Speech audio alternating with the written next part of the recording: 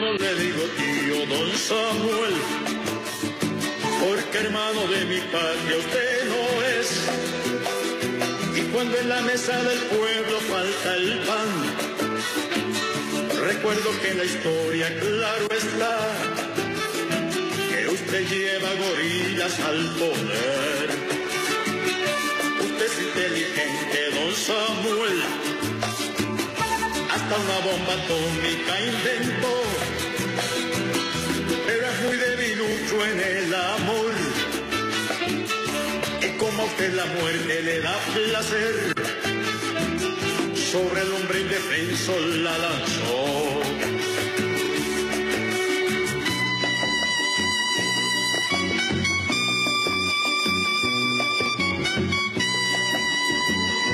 Y le gusta la guerra, don Samuel, porque le sobran balas y soldados no le faltan.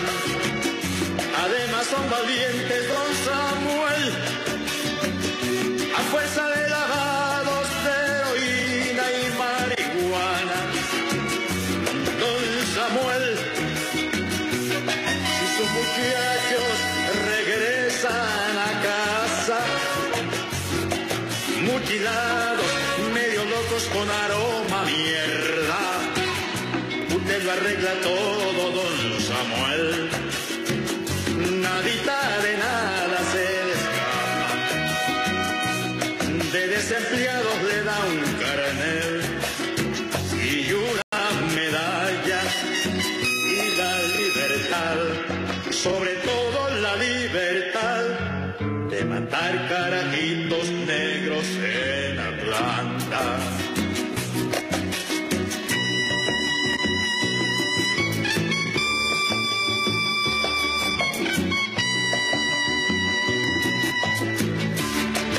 De todo, don Samuel, y además de sabotear aviones, ya produjo su bomba de neutrones, que solo mata gente según dice. Usted es un descarado, un inmoral, aunque sus cancerberos lo defiendan, de la primera letra hasta la Z, se le llena de baba la jeta al mentirle al pueblo en nombre del tío Sam.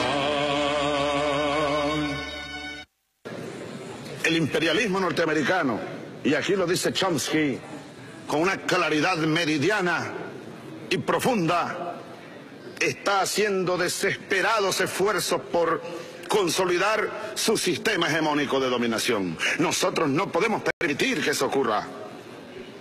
No podemos permitir que se instale la dictadura mundial, que se consolide, pues, que se consolide la dictadura mundial. El discurso del presidente tirano mundial, lleno de cinismo, lleno de hipocresía, es la hipocresía imperial, del intento de controlar todo. Ellos quieren imponernos el modelo democrático como lo conciben, la falsa democracia de las élites, y además un modelo democrático muy original, impuesto a bombazos, a bombardeos y a punta de invasiones y de cañonazos. Vaya que democracia.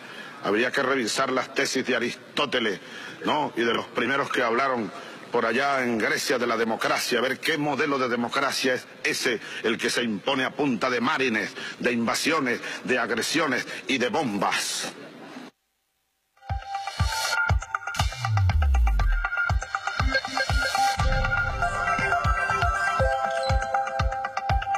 Hola mis queridas amigas, mis queridos amigos, esto es La Política en el Diván. Después de un receso que no fue tal, por razones de trabajo no pudimos realizar las dos pasadas ediciones de su programa de análisis, de reflexión, de búsqueda de la verdad a través del pensamiento, a través de la discusión, como dijo nuestro exitosísimo eslogan, triunfador en la Asamblea Nacional Constituyente, hablando se entiende la gente. No habíamos podido realizar su programa La Política en el Diván, en un momento histórico estelarísimo para Venezuela, para la América Latina, para la América hispana, como alguna vez la llamó ese gran poeta nicaragüense Rubén Darío, para las ansias imperiales de quienes de forma desesperada decidieron expulsar a los payasos, relegarlos, mandarlos a las duchas, bueno, ni tan a las duchas porque después vamos a hablar de eso, de la inscripción en las elecciones para gobernador del mes de octubre. Tanto nadar, tanto hacer sufrir al pueblo para ir a morir en la orilla de las máquinas de votación del Consejo Nacional Electoral de Venezuela. Pero ya hablaremos de eso. Decíamos que es un momento muy estelar de la historia de Venezuela y nos atrevemos a decir, modestia aparte, de la historia del mundo, porque han ocurrido eventos fundamentales que en los tiempos por venir se analizará todo el esfuerzo, todo el ímpetu, toda la dignidad de un pueblo en la búsqueda de la paz. En los tiempos por venir se dirá que mientras la más grande potencia, el más poderoso imperio que haya conocido la historia de la humanidad, el más grosero, el más cruel, el más asesino, el que más países ha invadido a todo lo largo de su trayectoria imperial, el que más gobiernos ha depuesto, el que más dictadores ha impuesto en toda la historia de la humanidad, se opone a un pequeño país de Sudamérica. Un país que en los tiempos de la Capitanía General, en los tiempos del Imperio Español, éramos una pequeña Capitanía General. Pocas veces llegaban barcos a Venezuela, la Capitanía General de Venezuela. Incluso hay historiadores, el Real Luque es uno de ellos, que menciona que el nombre Venezuela tiene una connotación despectiva en el idioma castellano. Llegaban barcos una vez al mes a Cartagena, a La Habana, habían expediciones hacia Bogotá, es decir, las grandes posesiones del Imperio Español era el virreinato de la Nueva Granada, el virreinato de Lima, el virreinato de Buenos Aires, La Habana, y por allá había una oscura y pequeña Capitanía General. De esa oscura y pequeña Capitanía General salió un hombre menudo, solo medía 1,47 metros, 1 metro con 47 centímetros, 1 metro 47. Un hombre pequeño. Era el hombre más rico de Venezuela y se decía que era el hombre más rico de toda Sudamérica. Huérfano de padre y madre, viudo a los 21 años de edad. Ese hombre salió de esa pequeña Capitanía General con una cuerda de zarrapastrosos, así los llamaban. Y con esos zarrapastrosos provenientes de esa oscura y pequeña Capitanía General, liberó todo el continente americano del yugo español. Era tal la valentía, era tal el arrojo, que a la sola mención de la palabra Bolívar, las tropas españolas arrojaban aterrorizadas sus armas, sus lanzas, sus espadas y salían corriendo. Era tal el genio militar del Libertador, que no le quedó más remedio a la BBC de Londres que señalar que Simón Bolívar era el hombre más importante de todo el siglo XIX, del milenio, que en los últimos 1000 años de historia de la humanidad, del mundo entero, era el hombre más importante. Porque recorrió 8.000 kilómetros allende las fronteras de su patria y en ninguno de los países a los que llegó impuso el yugo, impuso su afán de conquistador. Muy por el contrario, impuso y logró la libertad de todo el continente. Incluso cuando le increparon a Morillo acerca de por qué había sido derrotado por esos zarrapastrosos, Morillo dijo: denme 2 Sucre, denme 2 Páez y vuelvo a derrotar a Napoleón y le conquisto nuevamente toda la Europa. Le dijo al emperador: español. Algún correlato podemos establecer en estos tiempos actuales. El primero de ellos, que seguimos siendo una nación muy pequeña en nuestro ámbito geográfico, pero una nación que es referente para todos los pueblos del mundo. Ya lo éramos con nuestro comandante Hugo Chávez. En cada rincón del planeta en que un pueblo lucha por la libertad, aparece la foto de Hugo Chávez. Aparece la frase Revolución Bolivariana. Aparece la franela que se inmortalizó en la campaña del 2012 con los ojos de Chávez. Y quedará para la historia que mientras se está dando en el continente americano, y podríamos decir en el llamado mundo occidental, un retroceso, una restauración de las ideas más anacrónicas, más retrógradas, más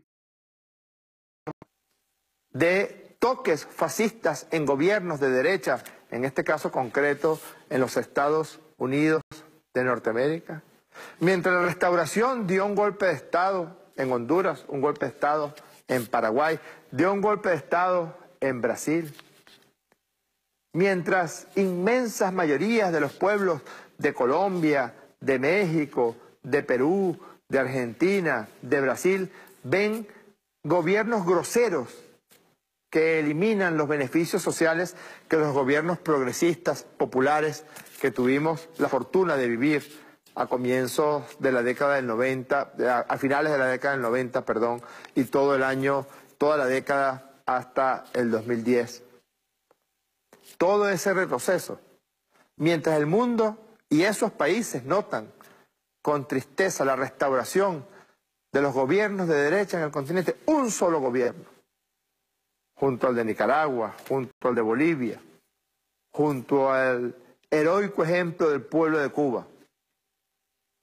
Pero un solo país mantiene con firmeza sus postulados, sin aceptar ningún tipo de negociación con la hipocresía. Diálogo, sí, somos dialogantes. Pacíficos, somos gente de paz. Pero lo que no aceptamos es volver a poner nuestras rodillas en el piso nunca más. Y eso es un mal ejemplo para el hegemón. Eso es un mal ejemplo para el que se cree dueño del mundo. El más ridiculizado y despreciable de los presidentes que ha tenido los Estados Unidos de Norteamérica. Y miren que hay presidentes de Estados Unidos que han hecho méritos. Desde profundos creyentes de la supremacía blanca, del racismo, del asesinato de personas por su color de piel, hasta militaristas brutales en los Estados Unidos de Norteamérica como presidentes, pasando por actores de cine. Incluso está ya documentado y claro que en las últimas etapas de la presidencia, de la segunda presidencia de Ronald Reagan, cuando ya el Alzheimer lo había afectado de manera importante, empezó a responderle a los periodistas que le hacían preguntas con frases de sus películas, con diálogos de los guiones de sus películas, porque todos sabemos, y bueno, y si no lo compartimos con ustedes, que en el Alzheimer empieza a desaparecer primero la memoria más reciente y luego va atacándose o agrediéndose las memorias más tardías. Reagan, que ya tenía el cerebro fundido en su segunda presidencia, empezó a responder a los periodistas con frases de sus películas. ¿Qué decir de los Bush? ¿Qué decir de Bush padre, que mintiendo invadió Irak? ¿Qué decir de Bush hijo, que mintiendo invadió Afganistán, invadió Irak, asesinó cientos de miles de personas? ¿Qué decir de las denuncias de adicción a sustancias psicoactivas de Bush hijo? Etcétera, etcétera, hasta la náusea. Pero ninguno ha reunido tal nivel de desdén por parte de los pueblos del mundo como es el caso de Donald Trump. Y es realmente impresionante cómo los ciclos históricos se repiten. Porque este pequeño país del continente americano, que no es una amenaza para país alguno, que solamente ha dicho, nosotros queremos vivir en democracia y queremos vivir en nuestra democracia. Nosotros no queremos vivir en una democracia donde un señor resulta perdedor por 3 millones de votos en unas elecciones, pero ese señor es el presidente de los Estados Unidos de Norteamérica. Donde un señor fue despreciado y desdeñado por los medios de comunicación, pero bastó que hiciera algunas concesiones, sobre todo en el orden político-militar, del potencial industrial militar de los Estados Unidos de Norteamérica, para que empezaran a verlo con buenos ojos y empezaran a decir, no, ese es un abuelito simpático, Donald Trump. Abuelito simpático, yo te aviso. Bastó que se hicieran concesiones a quienes realmente gobiernan en los Estados Unidos de Norteamérica para eliminar el seguro médico, para eliminar la escasa, precaria seguridad social que tienen los habitantes de Estados Unidos de Norteamérica, y ya empiezan a aparecer los brotes de racismo y supremacía blanca. Yo leí hoy un tuit de Trump y dije, le hackearon la cuenta a Trump, porque decía, detesto la supremacía blanca, pero si eres el adalid de la supremacía blanca. Detesto el racismo, pero si eres racista, lo he dicho muchísimas veces. Se ha referido a mujeres afroamericanas de la manera más desdeñosa y asquerosa posible. La esclavitud es espantosa.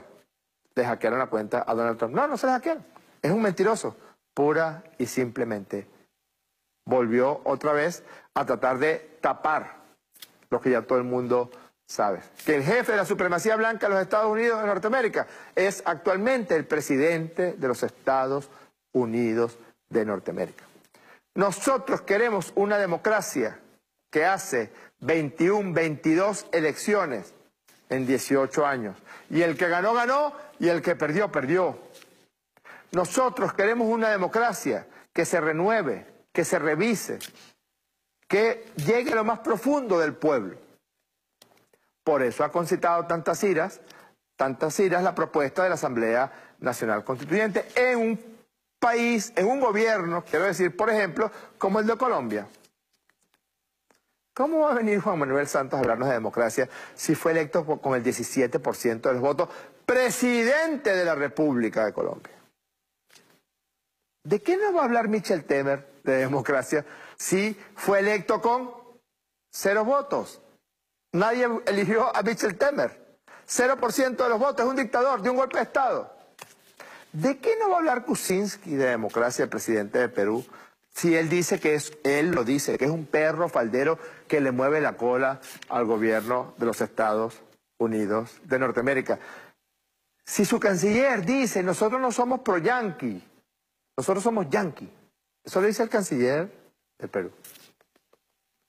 ¿De qué democracia nos van a hablar si no existe, perdónenme otra vez la inmodestia, un mundo que esté redescubriendo y que esté profundizando la democracia a unos niveles que seguramente despiertan admiración en el mundo entero, en los pueblos del mundo entero? Debe haber millones de colombianos diciendo ahorita, bueno, ¿y por qué nosotros no tenemos constituyentes como en Venezuela? ¿Por qué nosotros no podemos hacer una constitución donde la gente escoja a las personas que van a escribir esa constitución? ¿Por qué no son defendidos, reivindicados los derechos de los pensionados, de las pensionadas, de los comuneros, de los campesinos, de los pescadores, de los estudiantes, de los empresarios, de las personas con algún tipo de discapacidad? ¿Por qué? ¿Por qué en Venezuela sí y aquí no? ¿Y qué fue lo que hicieron los partidos de derecha frente a esa propuesta histórica? En el futuro se estudiará lo que en Venezuela ocurrió el 1 de mayo del año 2017. No crean que no hubo dudas. En muchos de los revolucionarios y revolucionarias que de manera, lo digo así, de manera honesta expresaron sus dudas. No los traidores ya están, pero mira, out, caput, ya no existen. Los voy a nombrar por última vez en este programa de La Política del Diván, porque ya no existe. ¿Quién se acuerda de Luis Ortega Díaz? Nadie. ¿Quién se acuerda de Rodríguez Torres? Nadie. Y el otro, se me olvidó el nombre, Alcalá Cordones. Nadie.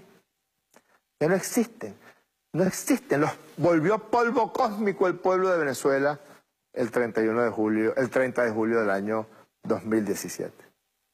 Ese 1 de mayo, frente al pueblo trabajador, en una avenida Bolívar colmada de pueblo, Maduro dijo, vamos a constituyente. Y se entiende que a pesar de todos los esfuerzos para el diálogo que había hecho Maduro, ¿cuántas veces no los convocó el presidente? El presidente llegó a decirle a Henry Ramos Alup, cuando era presidente de la Asamblea Nacional, con la humildad que lo caracteriza, con la humildad que nos caracteriza a los chavistas, Ramos Alup, yo voy a tu oficina a reunirme contigo. Si tú no quieres venir a reunirte con el presidente de la República, yo voy a tu oficina. ¿Y qué dijo Ramos Alup? Te voy a tumbar, te vamos a tumbar. Y Capriles, lo vamos a tumbar. Y Freddy Guevara, ¿qué dijo Freddy Guevara? En el año 2016, vamos a la Asamblea Nacional Constituyente. Pero cuando el autobusero dijo, no, esa no sirve. Él no quería esa. Él no quería una Asamblea Constituyente para que construyera. Él quería una Asamblea Constituyente para destruir la revolución bolivariana, destruir los poderes públicos, etc. ¿A cuántas reuniones de diálogo fuimos? ¿A cuántas? Claro. Aquí miren, en este libro maravilloso, que es el proyecto constitucional de la Constituyente del 2017, así lo dijo el presidente Nicolás Maduro en su comparecencia ante la Asamblea Nacional Constituyente, está el mecanismo perfecto de diálogo. La Asamblea Nacional Constituyente. Convocar a unas elecciones, que el pueblo vaya y vote por quien le dé la gana. Se lo dijimos, inscríbanse. Ustedes no es que son mayoría. Inscríbanse en las elecciones para la Asamblea Nacional Constituyente. No, que Maduro va a poner a los constituyentes a dedos. No, van a haber unas elecciones directas, universales, secretas. Se va a elegir un constituyente por cada municipio. Se van a elegir 79 constituyentes de los trabajadores. Se van a elegir constituyentes de los pensionados, de las personas con algún tipo de discapacidad. Y se dieron a la tarea, se lo ordenaron, ya queda claro, ya nadie pone en duda eso. Se lo ordenaron, que debían impedir a toda costa la realización de la Asamblea Nacional Constituyente.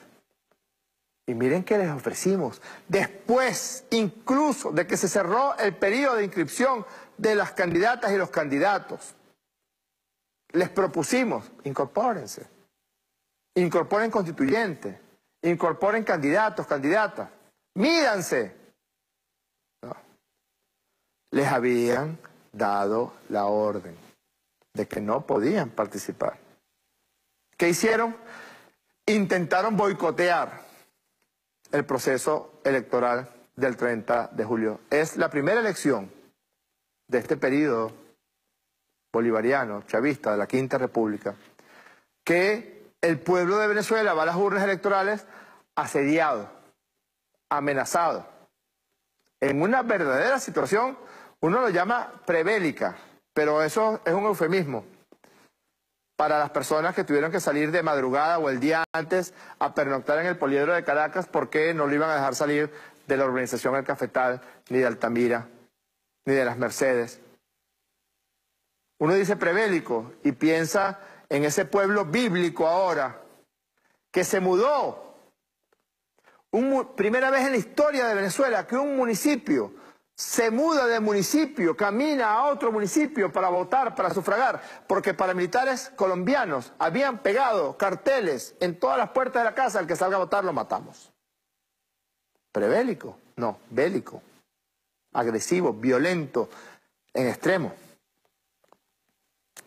Y cuando uno ve a esas mujeres atravesando los ríos, caminando kilómetros y kilómetros, cuando uno ve cientos de miles de personas de clase media haciendo la cola desde el día anterior en el Poliedro de Caracas, uno dice, en los años por venir se estudiará esa Venezuela heroica, así como Eduardo Blanco inmortalizó toda la gesta libertadora en ese libro que siempre fue el libro de cabecera de nuestros estudiantes de primaria. Lástima que se haya abandonado un poco el estudio. Es un libro escrito en un tono muy barroco, propio del siglo XIX venezolano, pero que narra con muchísima emoción lo que fue la gesta de la independencia de Venezuela. La gesta del 30 de julio fue una gesta por la paz, por la búsqueda de la paz. Y fíjense que todo el mundo se dio cuenta. Los primeros en darse cuenta fuimos nosotros. Porque yo recuerdo esa mañana del 31 de julio, lunes 31 de julio, iba en mi carro y parecía una epifanía, parecía una resurrección. La gente estaba otra vez en las calles. La gente volvió a caminar por la Plaza Francia de Altamira. La gente volvió a ir a sus trabajos sin temor a que les picharan el caucho, a que una barricada le impidiera el paso. De manera mágica, desaparecieron las barricadas en 24 horas. Las desapareció el pueblo de Venezuela, que salió por millones. Nunca antes en una elección de ese tipo había salido tanta gente a votar. Más de 8 millones de personas. Más de 8 millones. Y 2 millones se quedaron sin la posibilidad de votar. No los dejaron. El día de octubre que se hagan las elecciones, cuando el Consejo Nacional Electoral lo determine, vamos a votar los que votamos y nos las vamos a cobrar los que no pudimos ir a votar. Porque fue la máxima de la violencia y las agresiones. No puedes salir a votar, no me da la gana.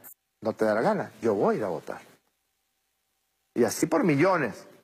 También se dio cuenta el mundo grosero, brutal del imperio. Empezaron todas las amenazas contra el presidente Nicolás Maduro para que no se instalara la Asamblea Nacional Constituyente. ¿A cuenta de qué? Si el pueblo votó por eso. Yo no te elegí a ti, Donald Trump, presidente de los Estados Unidos. Bueno, ni yo ni el pueblo de Estados Unidos, porque usted perdió con Hillary Clinton la elección para presidente de los Estados Unidos de Norteamérica. Y por Michel Temer, mucho menos. Bueno, mejor dicho, por Michel Temer no votó nadie en Brasil. Es un dictador. Dio un golpe de Estado. Entonces, ¿por qué se meten en los asuntos de Venezuela? 4 meses de violencia, 4 meses de odio, 4 meses de guerra psicológica, 4 meses de manipulación mediática, 4 meses que enlutaron más de 130 familias en Venezuela. ¿Para qué? Para darse cuenta ahorita que en los cálculos lo que les conviene es participar en las elecciones.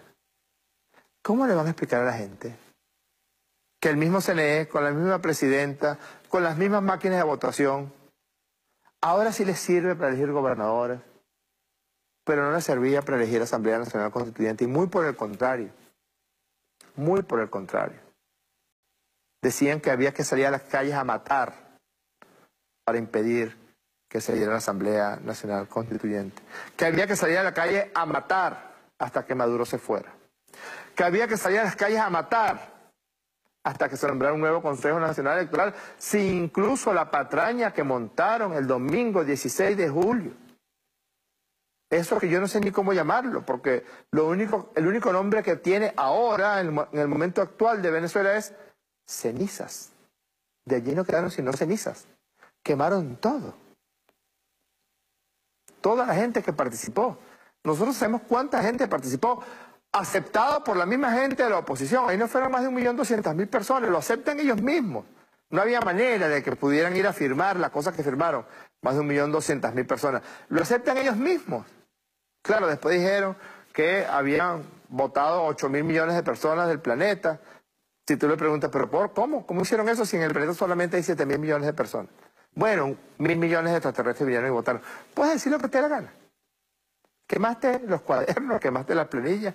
Pero una de las preguntas decía que no se participaría en elecciones hasta que se eligiera un nuevo CNE. Eso fue el 16 de julio, Pablo. Hoy es 14 de agosto. Han pasado 29 días desde que ellos dijeron: no volveremos a participar en elecciones hasta que no haya un nuevo CNE. Ahorita le vamos a mostrar cuánto respetaron ellos la palabra o la firma de aquellos que fueron a decir que no iban a ir a elecciones hasta que no hubiera un nuevo CNE. Una breve anécdota personal antes de ir al corte. El día 23 de abril estuvimos con el presidente Nicolás Maduro allá arriba en el Guardia de Repano, en un acto. Y el presidente me mostró el artículo 347 y dije, ¡ay! Y el 348 y dije, ¡ay! Como que la cosa va para allá. Y le pedí que me lo autografiara, me regaló la Constitución. ¿De dónde leyó eso? Es esta Constitución.